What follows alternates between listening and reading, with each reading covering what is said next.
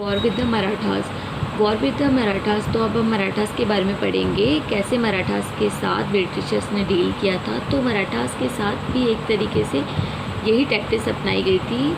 1750 के आसपास तक जो मराठास थे वो बहुत पावरफुल थे और उनमें इतनी ताकत थी या इतनी मजबूत आर्मी थी उनकी कि वो पूरे इंडिया पर रूल कर सकते थे और ब्रिटिशर्स को उस समय कोई टक्कर नहीं दे सकता। मतलब उसमें इतनी ताकत थी कि ब्रिटिशर्स को भी वो टक्कर दे सकते थे।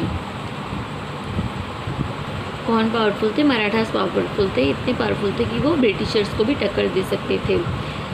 लेकिन जब यहाँ पर थर्ड बैटल ऑफ पानीपत हुआ तो इस बैटल के बाद इनकी पावर इनकी जो पावर थी बहुत कम हो गई थी इस युद्ध के बाद, और काफ़ी सारे चेंजेस हुए थे मराठास के स्ट्रक्चर में। इसके बाद जो मराठास थे वो कई सारे स्टेट्स में बट गए थे, जिसको अब अलग अलग चीफ लीड कर रहे थे। मतलब अलग अलग स्टेट में बट गए थे और उन स्टेट्स को कई अलग अलग चीफ लीड कर रहे थे, जिनको कहा जाता है सरदार्स, जिनको सरदार कहा जाता था। ये अलग अलग डायनेस्टी से बिलोंग करते थे, जैसे कि सिंधिया, होलकर, गायकवाड़, भोंसले।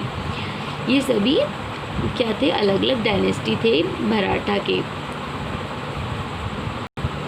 जो कि एक साथ मिलकर मराठा की कॉन्फेडरेसी का निर्माण करते थे और इसको लीड किया करते थे।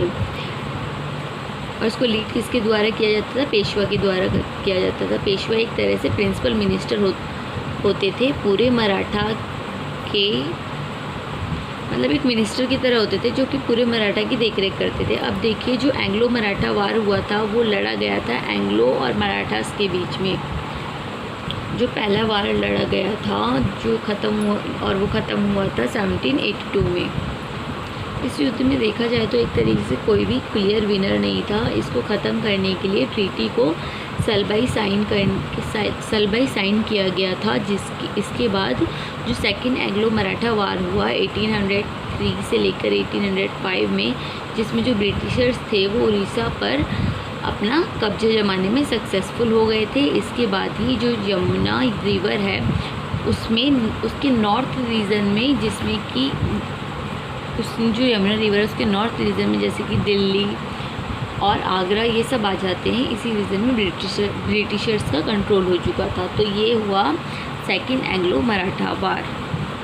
The third Anglo Maratha war of 1817-19 crust Maratha power. जो थर्ड एंग्लो मराठा वार हुआ उसमें क्या हुआ? मराठा की पावर जो है वो क्रस्ट हो गई, मतलब ख़त्म हो गई। इसमें जो ब्रिटिशर थे सक्सेसफुल हुए थे और मराठा का जो एम्पायर था उसको एक तरीके से ख़त्म कर दिया गया था। मराठा पावर को ख़त्म कर दिया गया था और पेशवा को वहाँ से हटा दिया गया था, और कंपनी पेशवा को वहाँ से हटाकर दूसरी जगह भेज दिया गया था। कानपुर के पास जो बिठुर जगह है वहाँ पर भेज दिया गया था। अब जो है यहाँ पर कंपनी जो थी उसके पास पूरा कंट्रोल था। किसका कंट्रोल था? कंपनी का पूरा कंट्रोल था साउथ ऑफ विंध्यास का। South of Vindhyas south of Vindhyas पे किसका कंट्रोल था? कंपनी का कंट्रोल था।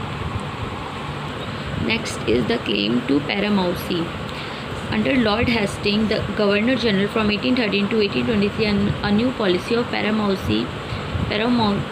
paramountcy was initiated. ये एक व्यक्ति थे लॉर्ड हेस्टिंग। ये जब गवर्नर जनरल बने इन्होंने एक नया पॉलिसी लॉन्च किया जिनका नाम था पैरामाउंसी।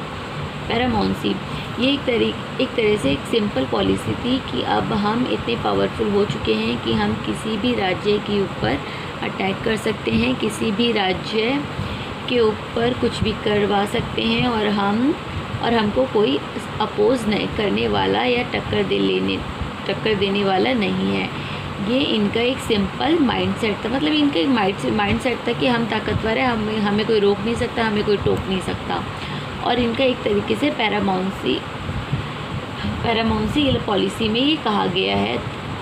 मतलब इन्होंने जो पॉलिसी बनाई थी पैरामाउंसी, उसमें ये कहा गया था कि जब हमें अपने इंटरेस्ट को बेचना होगा, यानी कि जो ब्रिटिशर्स अगर उनको कहीं पर लगता है कि हमको ख़तरा है, यानी जो हमारा फ़ायदा नहीं हो रहा है, कि उनको लगेगा कि हमारा फ़ायदा नहीं हो रहा है किसी भी स्टेट के ऊपर अटैक कर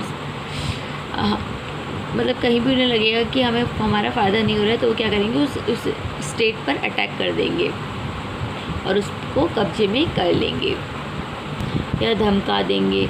मतलब इस पॉलिसी में ये सब सारी चीज़ें होती थी, ये सारी चीज़ें इस पॉलिसी का हिस्सा थी। अब आ जाते हैं 1830s। In the late 1830s, the East India Company became worried about Russia. It imagined that Russia might expand across Asia and enter India from the northwest.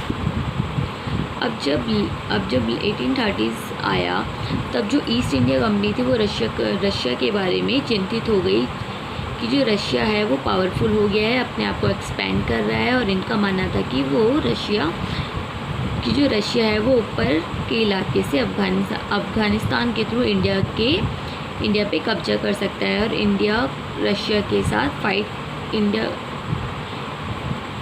और इनको फिर क्या करना पड़ेगा, जब कब्जा कर सकता है तो इनको रशिया के साथ फाइट करना पड़ सकता है। तो इसी वजह से जो नॉर्थ ईस्ट रीजन है उसको प्रोटेक्ट करने के लिए उन्होंने ये डिसीज़न किया कि हम अफ़गानिस्तान को कैप्चर कर लेंगे, मतलब अफ़गानिस्तान का कब्जा कर लेंगे कि अगर रशिया वहाँ से आएगा भी तो हम उसको वहीं पर रोक लेंगे।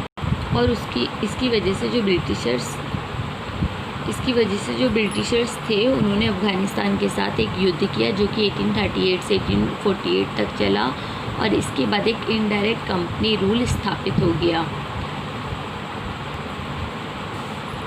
And establish indirect company rule established हो गया। Sindh was taken over in 1843। Sindh को टेक ओवर कर लिया गया 1843 में। The presence of Maharaja Ranjit Singh held back the company. और इसके बाद 1843 में सिंध को पकड़ लिया गया और इसके बाद आगे चलकर इनको नज़र आया कि पंजाब पर, मतलब इनकी नज़र किस पे गई, पंजाब पर गई जो कि सिख किंगडम है।